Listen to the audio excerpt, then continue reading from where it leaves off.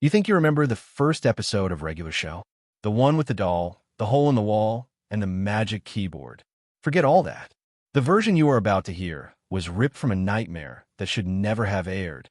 But before we descend into this madness, make sure you won't be left alone in the dark. Click the subscribe button now and join our community while there is still time. And I need to know, just to be sure, from which city or place are you watching this video right now? Are you safe in your room? Alone in a living room? Comment down below. Now, lock the door, take a deep breath, and be careful what you wish for. The air in the park room was stagnant, smelling of mold and cold sweat, while Mordecai and Rigby engage in a fight that had ceased to be a game long ago, transforming into a manic cycle of contained aggression. Rigby, with bloodshot eyes and dilated pupils, threw himself at the Blue Jay in a spasm of fury, hurling his friend against the wall with disproportionate violence.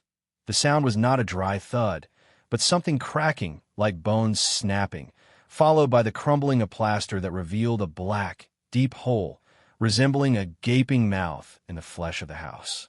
The silence that followed was deafening, broken only by the paralyzing fear of Benson's figure, no longer seen as a boss, but as a punitive mechanical entity, a gumball machine whose gears ground hope into dust.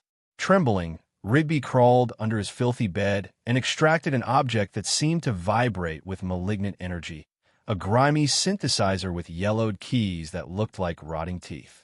He whispered that he had stolen the artifact from a wizard he found motionless in the bushes, possibly dead, and called the thing the Power, though the aura the object emanated was one of pure sickness.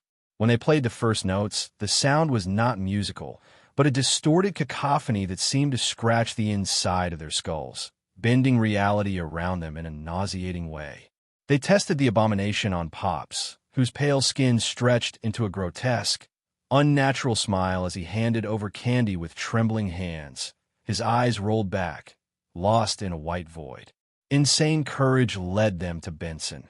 When they played the dissonant melody demanding a raise, the manager didn't just agree. His body locked in a cadaverous rigidity, a trickle of blood running from his nose as his mind was violated by the sound frequency, turning him into a broken puppet that twitched away. The euphoria of control was short-lived, for Skips, radiating an ancient, heavy aura, invaded the room, smelling the scent of black magic.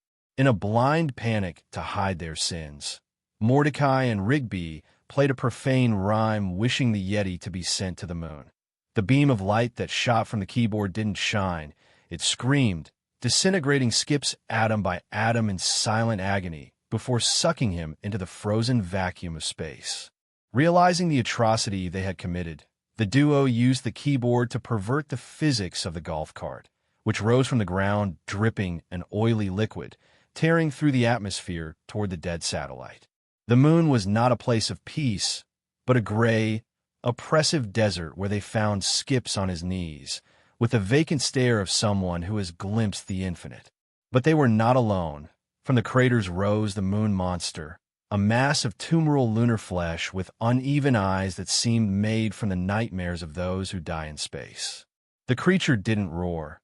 It emitted a static sound that made the trio's teeth ache, chasing them with the intent not to capture, but to assimilate. When the keyboard's batteries began to die, emitting low, slow groans, the cart stopped, leaving them at the mercy of the abomination. It was then that Rigby, seized by a primitive and insane instinct, began ham-boning, violently beating his own chest and thighs until the skin was raw. The wet, rhythmic sound of flesh being struck echoed in the vacuum, a liturgy of pain that confused the cosmic entity. Seizing the horror of the distraction, Mordecai forced the last drop of energy from the cursed instrument, playing a final note that sounded like the lament of 1,000 souls, exploding the creature in a rain of dusty viscera and launching them back to Earth in a dizzying fall that seemed to last an eternity. They collided with the park ground, bodies aching and minds fractured. Skips, regaining the consciousness of his immortality, snatched the synthesizer from their hands and smashed it against the concrete. The object didn't break like plastic, but bled a black fluid before dying. Silence returned to the park, heavy and accusing. Mordecai and Rigby dragged themselves back to the room, where the hole in the wall remained, now seeming to pulse slightly like an infected wound that would never heal.